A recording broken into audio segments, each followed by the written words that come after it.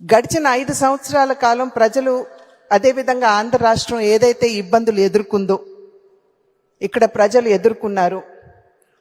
అభివృద్ధి అన్న మాటకి అర్థం లేకుండా పోవడం, పెట్టుబడులు రాష్ట్రంలోకి రాకపోవడం, పర్యవసానంగా మన బిడ్డలకి ఉపాధి అవకాశాలు లేకపోవడం, ఒక రకమైనటువంటి విధ్వంస వాతావరణం రాష్ట్రంలో ప్రబలి ఉండటం, అదేవిధంగా విద్వేషపూరితమైనటువంటి వాతావరణం కూడా మనం చూసాం. వాక్ స్వాతంత్రం ఎవరికీ లేదు. ఎవరైనా సరే గళం విప్పారంటే ఎస్సీ ఎస్టీ అట్రాసిటీ యాక్ట్ కావచ్చు, లేదా వారిని పిచ్చివారుగా ముద్ర వేసి ఏదో ఒక రకంగా అణిచివేత ధోరణి అవలంబించడం కావచ్చు, అదేవిధంగా మహిళలపై పెరిగిపోయినటువంటి అత్యాచారాలు, నాణ్యత లేనటువంటి మద్యాన్ని ప్రజల చేత తాగించి మహిళల పుస్తెలు తెగిపోయే విధంగా వారి యొక్క ప్రవర్తన, అన్నింటికీ మించి అవినీతి పేట్రేగిపోవడం మాత్రమే కాకుండా రాష్ట్రాన్ని ఆర్థిక ఇబ్బందుల్లోకి నెట్టివేసినటువంటి పరిస్థితి. ఇవన్నీ కూడా ప్రజలు అనుభవించి ఉన్నటువంటి సందర్భంలో ఒక మంచి మార్పు రావాలి, ఒక మేలైనటువంటి ప్రభుత్వాన్ని ఒక పార్టీని అధికారంలోకి తీసుకురావాలి, మంచి సుపరిపాలన ప్రజలకి అందిస్తూ ఒక పక్క సంక్షేమం మరోవైపు అభివృద్ధి, ఈ రెండింటినీ కూడా సమన్వయం చేసుకుంటూ ముందుకు వెళ్ళేటువంటి ప్రభుత్వాన్ని తీసుకురావాలి అనేటువంటి ఆలోచనతోటి ప్రజలు ఈ ఎన్డీఏ కూటమిని ఆశీర్వదించినటువంటి విషయం మనందరికీ తెలుసు.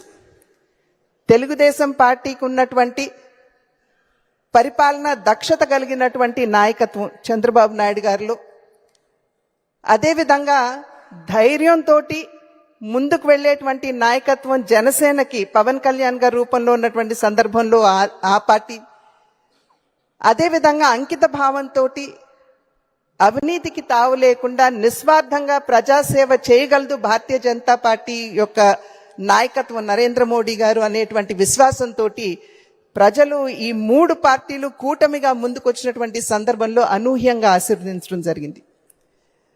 కనుక ఇవాళ మన యొక్క బాధ్యత ఏదైతే ఇంతకు ముందు గత ప్రభుత్వం ఉన్నదో, రాష్ట్రాన్ని ఇబ్బంది పెట్టినటువంటి తీరు, ప్రజల్ని ఇబ్బంది పెట్టినటువంటి తీరు ఒక ప్రజలకి గుర్తు చేస్తూనే రెండవ పక్కన మనం ప్రజలకి ఏం చేస్తున్నాము అనేటువంటి విషయాన్ని సమర్థవంతంగా మనం తీసుకువెళ్ళినప్పుడే ప్రజలు మనని ఆశీర్వదిస్తారు అని చెప్పి మనం గమనించవలసినటువంటి విషయంగా భావిస్తున్నాను.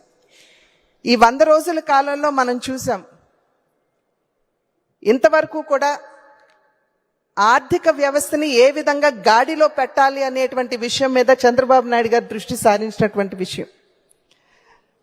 భారతీయ జనతా పార్టీ తరఫు నుండి సత్య గారు ఆరోగ్య శాఖ మంత్రిగా ఉన్నటువంటి సందర్భంలో వారు నవ్వుతూ మా పార్టీ మీటింగ్లో చెప్పినటువంటి మాట, మా ఆఫీసర్స్ పేపర్స్ పట్టుకుని వస్తే నా దగ్గరికి పలానా చోట్ల డబ్బులున్నాయండి, ఇవి మనం కట్టొచ్చు అని చెప్తారేమో అని చెప్పి నేను అనేక సందర్భాల్లో నమ్ముతాను. కానీ వారు నా ముందుకొచ్చి కూర్చున్న వెంటనే ఇక్కడ మనం అవుట్ స్టాండింగ్ ఉన్నాం, అక్కడ మనం అప్పులు చేశామని చెప్పి చెప్పడం తప్పించి ఎక్కడా కూడా మనం ఆర్థికంగా పరిపుష్టిగా ఉన్నాం అనేటువంటి విషయం ఎవరి దగ్గర నుండి కూడా మాకు వినపడటం లేదు అనేటువంటి విషయాన్ని వారు అనేక సందర్భాల్లో చెప్పారు. ఇవాళ కూడా మనం చూసాం, ముఖ్యమంత్రి గారు స్వయంగా చెప్పినటువంటి విషయం, ఏ విధంగా డిజాస్టర్కి అని చెప్పి కేంద్రం ఇచ్చినటువంటి నిధులు ఉన్నాయో వాటిని సైతం కూడా దారి మళ్లించినటువంటి పరిస్థితి ఇంతకుముందు రాష్ట్రంలో ఉన్నటువంటి విషయం ఇవాళ కూడా మనం మీడియాలో చూసాం. అయితే ఇవాళ పరిపాలన దక్షత కలిగినటువంటి నాయకత్వం ఎన్డీఏ కూటమికి ఉంది.